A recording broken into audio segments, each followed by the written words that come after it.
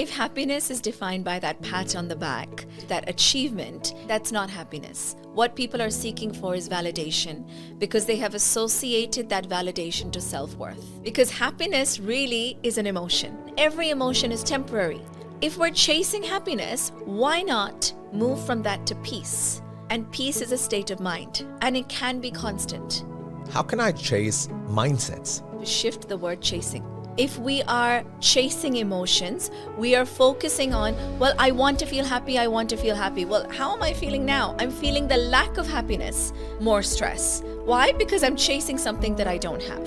So focus on mindset, breathe into the mindset, plug into peace, plug into acceptance, accepting the emotion that you feel, and that automatically puts you in a different mindset.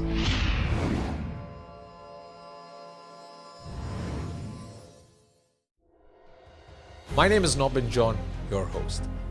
I believe that we live among superheroes. Many a times we walk past them not knowing because of our busy schedules. This podcast is my journey to find such individuals, bring them on board, and have meaningful conversation to unravel the biohacks and lifestyle hacks that they have used to optimize well-being and realize their fullest potential. In many of these hacks will lie the solution for us to look better, perform better, and live longer. Welcome to the Zuperhuman Podcast. My guest today is Sonia Somtani, somebody who has inspired me and impresses me with the amount of work that she has put in the space of mental health and wellness, which I think is a game changer in today's era. Welcome on board, Sonia. Sonia, how are you doing today? I'm doing great. Thank you so much for having me. Thank you so much for coming. And I am absolutely fascinated by the passion, the energy, the state of motivation that you stay in to bring out content that is relatable and that is so progressive in the space of mental health and wellness. Let's go back to the memory lane. What is that story that made you today one of Hong Kong's and Asia's renowned personnel in the space of mental health and wellness? Well, thank you so much for that intro. I have been in this industry for 18 years now, way before it was cool, when we were still considered woo-woo. And back then, my story was majorly to do with myself. So I was not a confident person growing up. I didn't think well of myself. I was on this constant inferiority complex, and I kept wondering why. I was a big why person. And I thought, it might be because I was overweight. It might be because I looked different. And so I began to shift that, and I noticed that, it felt a little bit better. It felt a little bit different, yet I still did not feel good enough. And so I began to realize that it's nothing to do with the outer. It's not to do with external validation either. It's to do with the way that I felt about myself. And that's when I went deeper into the why quest, and I started to understand that this is about the mind. It's about belief systems, and belief systems come from your mindset. And what belief systems do I have? And why do I have those belief systems? So that stemmed from my own childhood, from conclusions that I had made, from the reinforcement of those conclusions. And when I went back and I realized that, I'm still living a conclusion that I made when I was 6 years old. And I'm still living by the conclusion that I made when, let's say, my little brother was born. And I felt that, I'm the secondary and he's the primary source of attention. And that's impacting me in my 20s. And once I realized that, I could actually do something about it because I found the source of it. And I worked a lot with regression therapy, with mindset coaching. And you can actually change memories. It is very possible to do that. Wow, I would love to know more on that one. I began to shift that. And then my life began to change. And I believed something different about myself. I behaved differently because of my belief systems. And then I went into this professionally. So it started with instilling some belief systems, which kind of like reinforced you to behave differently and take those actions that actually empower you today to be this Wonder Woman in the space of mental health and wellness. Yes, absolutely, because your behavior is governed by beliefs. Very correct. Right? So if you shift your beliefs, you will automatically behave differently and the self-identity changes. Amazing. I was fascinated with the amount of times you used the word why. And I'm completely convinced that asking the question why was a game changer. Stats show Hong Kong alongside Malaysia and Singapore, people are showing signs of stress and anxiety more than ever before. Why do you think this is a problem today in Hong Kong and in the surrounding areas? And we're talking about stress. Yes, stress and depression. Let's go straight into it. Absolutely. Mm-hmm. Yeah. And Hong Kong has shown one of the highest statistics for stress, anxiety, and depression. And that's because I think of the criteria that people carry and the goal that they have. You know, we live according to what we think is the aim of our life, the goal of our life. Right. And a lot of people in Hong Kong are striving for success and avoiding failure. And so you're striving for something that you can't have 100% all the time. And you're avoiding something that you can't avoid 100% all the time. So actually in doing so, you're fighting a lost battle and you're doomed for failure. So Amazing. With this whole criteria, Hong Kong people are consciously or unconsciously going against themselves. And not only against themselves, they're going against the laws of Earth. Like we're living on Earth. And we live with duality, which means that we're going to be facing the light and dark. We will be facing success and failure. Right. We'll be facing acceptance and rejection. And if we tell ourselves that only acceptance is good, rejection is bad, only success is good, failure is bad, then we are negating the parts of life that are due to us, that are supposed to happen, that are natural, and we're not okay with that. And if we spend so much of our time avoiding these things that are natural and supposed to happen, then we are going to be stressed. We are going to be anxious because anxiety is us avoiding something bad happening in the future. Right. Right? If I tell you the formula for anxiety. So anxiety is think of the future, imagine the worst, right. think you can't handle it, and act as if that's happening right now. Wow. That's anxiety. A feeling that is kind of like self-created or self-induced. Completely. So you're imagining the worst.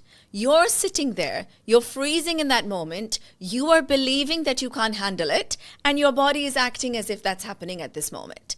So what's the opposite of that? Like people ask me, well, what do I do about anxiety? And I tell myself, don't feel anxious. And I say to them, too late. You're already feeling it.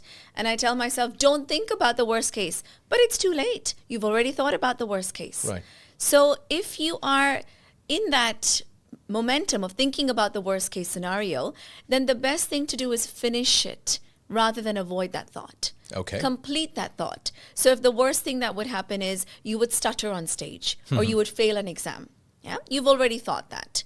So why not think what would happen a day later, a month later, a week later, a year later, 10 years later? Go through it. Right. And as you go through it, your mind is understanding something fundamental, which is I can handle it. Wow. The thing that you did not get before, which was keeping you in anxiety, was what if I can't handle it? What if I freeze in that moment? Right. But if you are moving forward, you can handle it. It's not going to be pleasant, sure. Who says it would be? Because life is not supposed to be comfortable all the time. But if you know that you can handle the uncomfortable situations, right. It builds trust.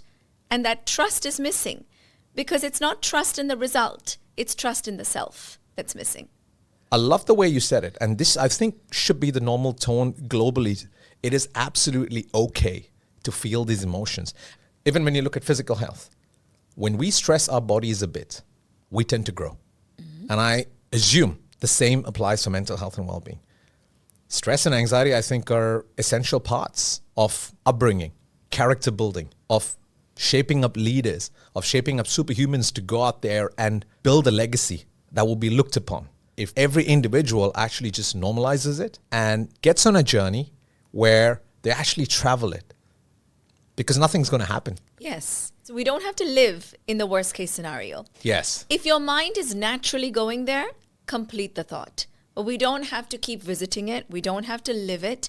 And as you said, stress for the physical body builds resilience. For the mind, if we stop avoiding things, then we can be comfortable with being uncomfortable. And that's a different type of stress. And that's the healthy type, because right. That is what gives growth. If we spend all our time avoiding being uncomfortable, we've not lived. Right? Correct. We've not really done much. The conventional way of living. Yes. So we accept that stress and anxiety are elements that always are going to be with us. And the better and faster we normalize it, the better it is for us. What are some of the coping mechanisms that will help long-term normalize these impacts of stress and anxiety? So stress and anxiety, I'm not saying it's a healthy place to be. It's something that comes. It's something that we can move through. Most people do use coping mechanisms. And from a therapeutic perspective, coping mechanisms for me are self-sabotaging, ultimately. Wow. Yeah. So when we're coping with something, it is protective and it is helpful in the short run. And it is painful and harmful in the long run. Because most coping mechanisms keep the problem inside. So it's like a Band-Aid. It's a Band-Aid. So Love some examples, right? Coping mechanisms. What do people do? So people get into addictions. People tend to avoid. You might drink as a coping mechanism. Or you might get addicted to something quote unquote good, like exercising. You might run as a coping mechanism. But once that becomes addictive and it becomes a need and you can't do without it, again, it becomes self-sabotaging. You can avoid, you can please, you can rebel against. These are all different types of the ways that we cope. Now, if you are in the coping mechanism of proving, so I don't feel good enough, but I'm going to prove, and I'm going to work really hard, and I'm going to prove to everyone how good I am. That builds a lot of stress and anxiety. And that's the unhealthy stress and anxiety because it's a never-ending spiral. And unfortunately, many of the world's most successful people on paper, their success stems from a fear of failure. It's because they're feeling like, I'm not good enough. Right. I don't want to fail. I feel like I'm a failure, but I don't want to fail. My coping mechanism is hard work. I have to be productive. I need to be productive, which means I need to perform. And so if I perform, then I feel worthy. And the result determines my self-worth. And so if I don't get the result, then I don't feel worthy. And the thing is, when I do get the result, I feel wonderful maybe for a day. Wow. So you get this high, this amazing high, because it's a coping mechanism. Right. Right? And no coping mechanism gives you something that lasts forever. Right. So you get this achievement. It feels wonderful, maybe for a week. And after that, what are you going to do? You're going to find the next goalpost. And you're going to think, well, what's the next achievement? Because have you actually proven that you're good enough at a deep core level? Have you proven to your teenage self? Or have you proven to your teacher that told you that you were not very good, that yes, I got this achievement, I got this job, I'm good enough? After that, you'll think of the next promotion. And you'll think of the next achievement and the next accolade and the next thing. And each time you get it, the time that you spend in that high becomes less and less and less. Right. You know, J.K. Rowling, who wrote Harry Potter, she was very famous for saying that after the success of her first book, very quickly, she got scared. What if her second book is not as successful as her first one? This sounds interesting, yeah? So then you are in fear. And if you're in fear, you're not enjoying your success. Because proving can be a coping mechanism that can be very alluring. It can be very stress-inducing, and it can take people on a spiral, which is why a lot of the world's most successful people unfortunately end up with debilitating diseases. And that completely makes sense. I mean, some of the biggest names in the industry, even the entertainment industry, people who seemed happy and entertaining people forever. Who was the actor? Robin Williams. Robin Williams. Yeah. I mean, who would have thought? Yeah. What would be behind that mind that just made people laugh throughout his career? Let's just put this into perspective here. We live in Hong Kong. I think we are all in pursuit of happiness, an emotion that is maybe defined as, you know, success at work maybe, or that tap on the back you get, or the recognition you get, but not something that lasts for longer. Are we chasing the wrong thing when we're chasing happiness? If happiness is defined by that pat on the back and that achievement, that's basically external validation. Right. And we have masked it as happiness, and that's not happiness. What people are seeking for is validation because they have associated that validation to self-worth. And this stems from childhood, that when we got that validation from the outside, when we got our parents saying, yes, good job, or we got a good score in our exams, then we felt good enough. And when we didn't get all of those things, we did not feel good enough. So that's not real happiness. Right. That's not real contentment. That's something on the outside. And just going back to coping mechanisms for a moment, like I believe that everything has value. So I'm not devaluing coping mechanisms either. I'm just saying that it's not great in the long run. Let's say you're out in a party and you get triggered. In that moment, a coping mechanism would be useful because it's not a great idea to have a full-blown breakdown in the middle of an event. Right. So in that moment, it's okay to cope. It's okay to avoid. It's okay to push down the feelings, to get over that, as long as you bring it up again, you address it, you process it, and you complete that. So you're not spending all of your time avoiding or proving or rebelling against yourself, because most people are unconsciously against themselves. If you are pushing down a feeling of I'm not good enough or I'm stressed and doing something else, you're against yourself. Because what you're authentically feeling, you're not addressing, you're not even facing, and you're not actually looking at. So one of the best things that people can do is face themselves.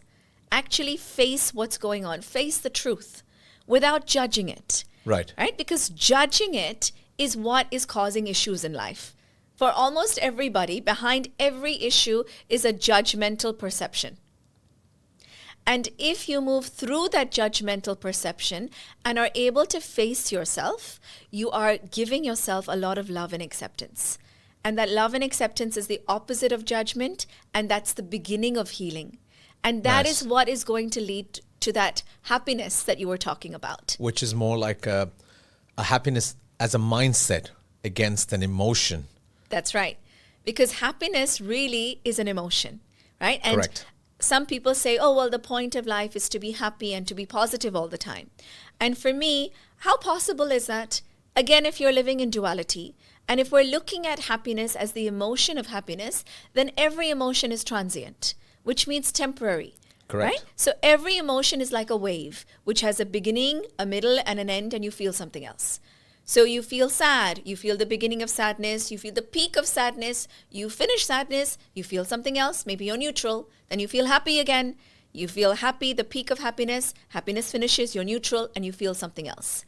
So if we're chasing happiness, we're chasing something that is transient. Why not move from that to peace? And peace is a state of mind, as you said. Lovely. It's not an emotion. It's a state of mind. It is available and it can be constant. Now, Sonia, if I were to just ask, how can I stop chasing maybe the emotions and gear myself towards living a life where I'm starting to chase mindsets, which I think, as you rightly mentioned, is more lasting and bringing in elements of peace in that state? Yeah. To answer that, I would invite you to shift the word chasing. Because if you are chasing something, you are running behind it and wanting to get it, right? It's outside of you.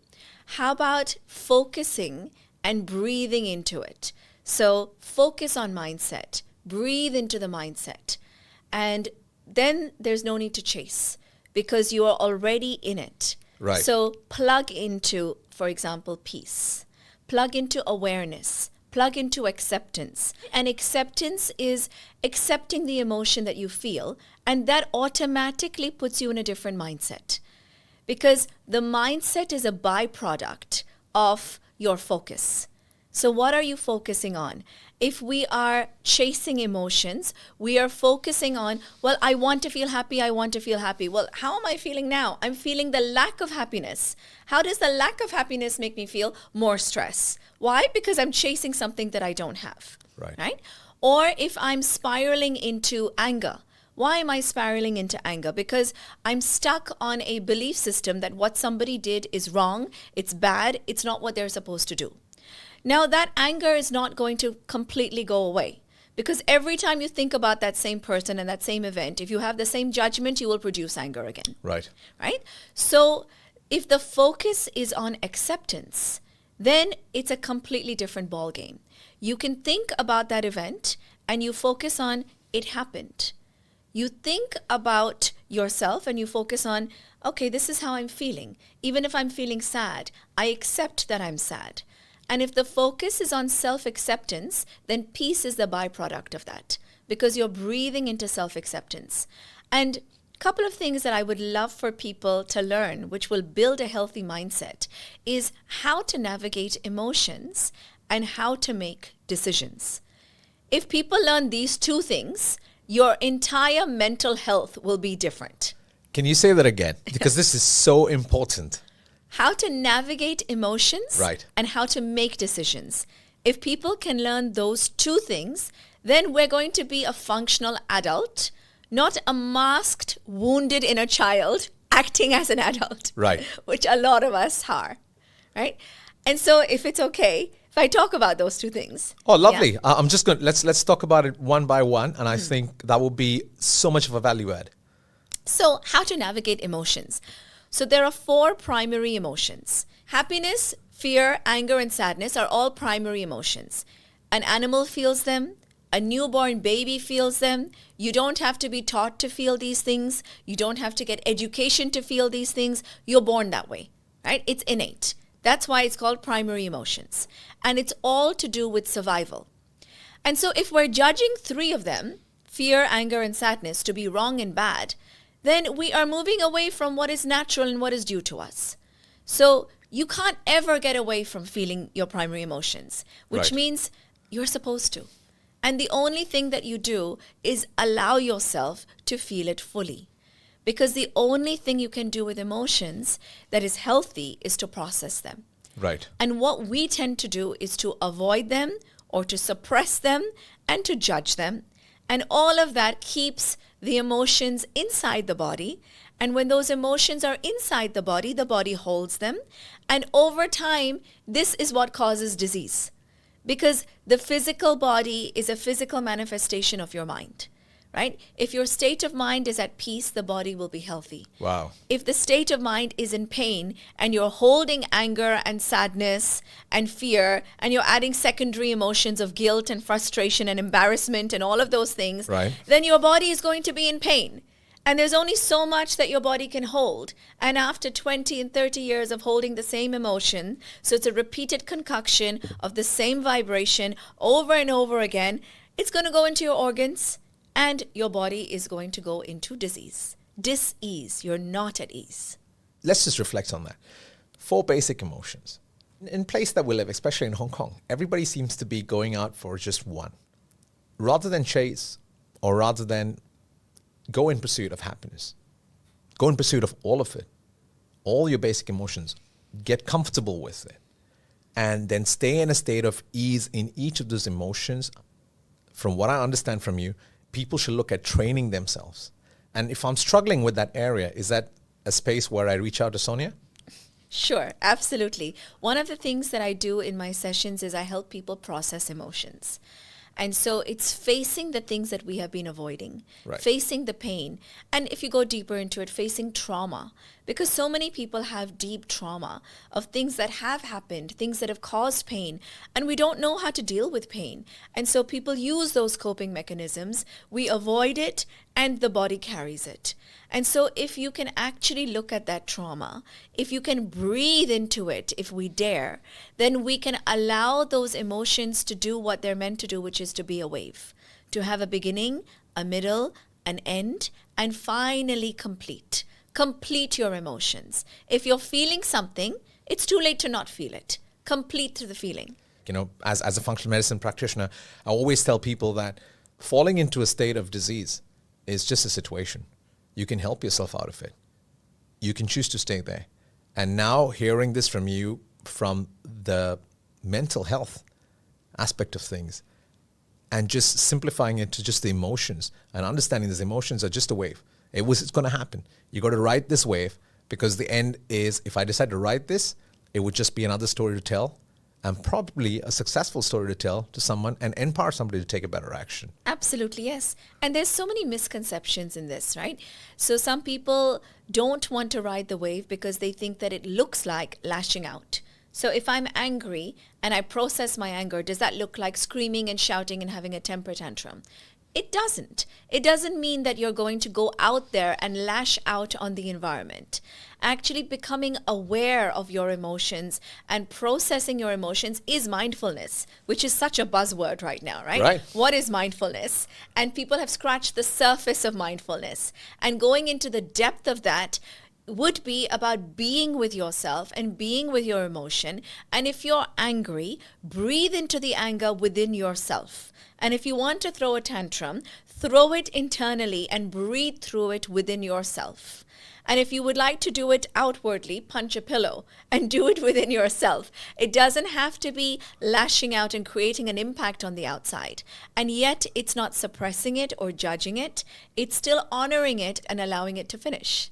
And that is riding the wave. Yes. And completing that emotion. Wow. Yes. So let's go into the second part of what you were mentioning as a tool.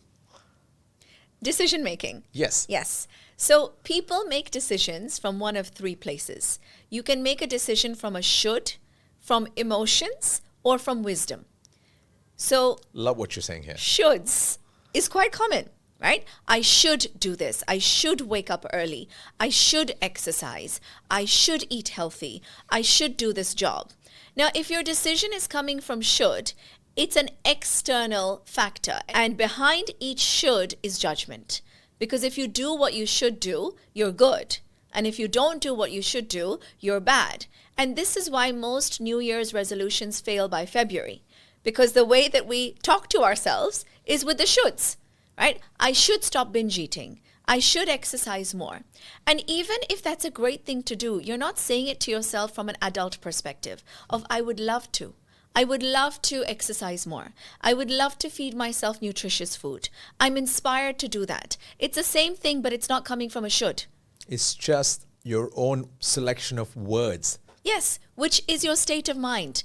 Because if you're telling yourself, I should, you're becoming an inner parent and waking up your inner rebellious child. And you're against yourself once again because you should do this. And if you keep saying to yourself, you should wake up early, you should eat healthy, how does that feel? It doesn't feel so good. It's not motivating. No, it's not. And you might say to yourself, forget it. And then that would anger. And so here you have an inner battle. So that's one place that people make decisions from. And the shoulds add judgment. And in the long run, it builds resentment and inner conflict. The second place is emotions. And when people make decisions from emotions, those decisions may not feel right once that emotion subsides. Because as we said, emotions are temporary, they're transient. And so if I'm very angry and I make a decision from anger that I'm going to leave this job, when the anger subsides, I may not feel aligned with that decision anymore. When my sadness subsides, I may not feel aligned with that decision. And so emotional decisions are not great, which then brings us to wisdom. Right. People who make decisions from wisdom are a functional adult. And you realize that not everything is going to be comfortable. And so why do people get confused? Should I stay in Hong Kong? Should I move to Singapore? Should I stay in this job? Should I do another job? The confusion happens when you think that one option is only good and the other option should be only bad, when most of the time that's not true. You have two options of things. Both of them present their challenges as well as their support. And what is a wise decision? Ask yourself 4 questions. Number 1, does this decision make sense? Is it logical? Okay, so that's the pragmatic part. Does it make sense to do this? Number 2, is it loving? Is it loving towards me? Can it be loving towards others? Notice I'm not saying is it right, because right is a judgment. Is it loving? Number 3, is it taking me towards a direction that I'm inspired to go towards? So is the future of this decision aligned with me? Number 4, can I deal with the consequences of this decision? And the consequences may be both pleasure and pain. Can I be with both? So does it make sense? Is it loving? Is it aligned to a future that I desire? And can I deal with the consequences? If the answer is yes to everything, even though it may not be comfortable, it's a wise decision. And if you make that decision, it will most likely give you peace. Wow. And that being a mindset, which is a result of a journey that you've allowed yourself to travel, to know the benefits and also process the negatives of such a move. Yeah. And then if you make your decisions from that place of wisdom, you're not striving for what is right, what is good, which is what gives stress to a lot of people. I deal with so many clients on a regular basis that are stressed because did I do the right thing? Now, if your criteria is about making it right all the time, who's the judge of that? And quite often, I ask them to close their eyes and tell me, who is the judge of right?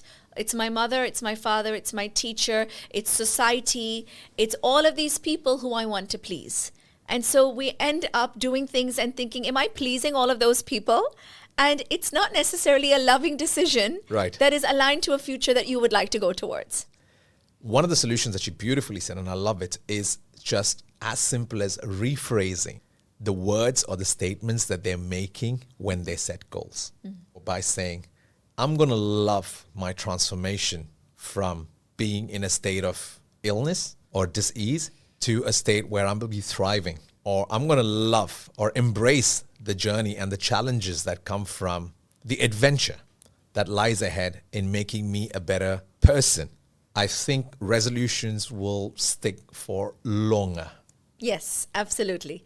So rephrase it as I would love to, I'm inspired to, and then see yourself doing it.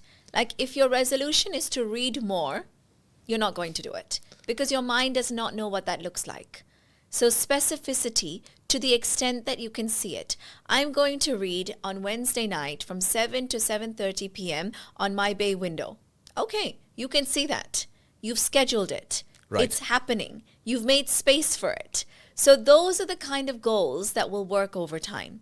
Ones that are specific, measurable, you've made space for them, you can visualize them. And if you visualize something, your subconscious mind has seen it and conceived it as a possibility. Because your subconscious mind thinks in pictures. Your conscious mind puts words to those pictures. So just putting words without the pictures, nah, not going to happen. So I would love to. I can see it. I've made time for it. I've scheduled it. I'm doing it from a place of self-love. It's wise. Those 4 questions. Right. Does it make sense? Yes. Is it loving? Yes. It's taking me in a direction that I want. I can deal with the consequences of it. Those decisions, those goals will stick. And the power of visualization is just amazing to get you there. Another thing that you mentioned, which I'm just going to reflect back upon, is the decision making. And I loved how you simplified it, where decision making is just not about saying maybe I should get this done or I have to decide. It's more about bringing in a mode of exploration. Is this the right way to go? If it is it accepting? Is this going to bring me a mindset or a state of happiness that will help me to flourish? And people would do much better if they actually write the emotions that come from understanding as to, is this right? Is this going to benefit me? And if it's not, how am I going to live with this maybe? Yes. And people don't understand the importance of their decisions because each decision, each choice that you make has shaped your life. Who you are today is a result of all the choices and all the decisions that you've made. In 2023, I made a decision that I would face things that are uncomfortable, especially to do with admin, because I was not very good at admin, but mainly because I didn't want to be. I was not wanting to face it for a long time, looking at my accounts and my auditing and all of these things that I didn't feel so competent at.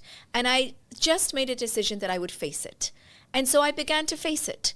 And it was uncomfortable, and I faced it anyway. And I went into facing all of those things, and it has brought me so much growth because I made that decision that I am going to face. I'm going to face this area that I'm uncomfortable with, and I'm going to move through the discomfort, and I'm going to learn. And in that whole journey, was stress and anxiety present? There was some stress and anxiety, and I was present to it, which means I was mindful. And then you used that beautifully. And I love the word you used, and I'm just going to go back to it, to grow. Yes. Into a state of comfort where today you're absolutely okay with doing something that you thought was absolutely nerve-wracking or something that you were not meant to do. Yes. And incompetence can be very debilitating to so many people. Absolutely. Right? One of the things that people get most stressed about is, I don't know how to do. I don't know how to do. And then they avoid doing altogether. And if you can face the areas that you're incompetent with and begin to do and accept yourself, like, can you accept yourself enough to be with the rejection of others? Can you accept yourself enough to be with your incompetence? Those are big questions to ask yourself. And that is what I decided to do. to accept myself enough to be with these areas that I was uncomfortable with. And that has given me tremendous growth. And competency can be built. Absolutely. Nobody's born competent. That is profound. What I loved about this whole thing today was how you were able to just normalize and make it so easy for people to accept and understand stress and anxiety a little better. And how you beautifully curated that the emotions that we face, be it elements of happiness, fear, worry, are absolutely okay and are essential tools to actually grow to be better people, both professionally and also personally. And then are giving us some tools, decision-making tools, which is not just saying, I am going to do it or I should do it, but actually going through a whole process of decision-making with an adventurous mindset and also combining it with acceptance of the emotion that actually rolls with it.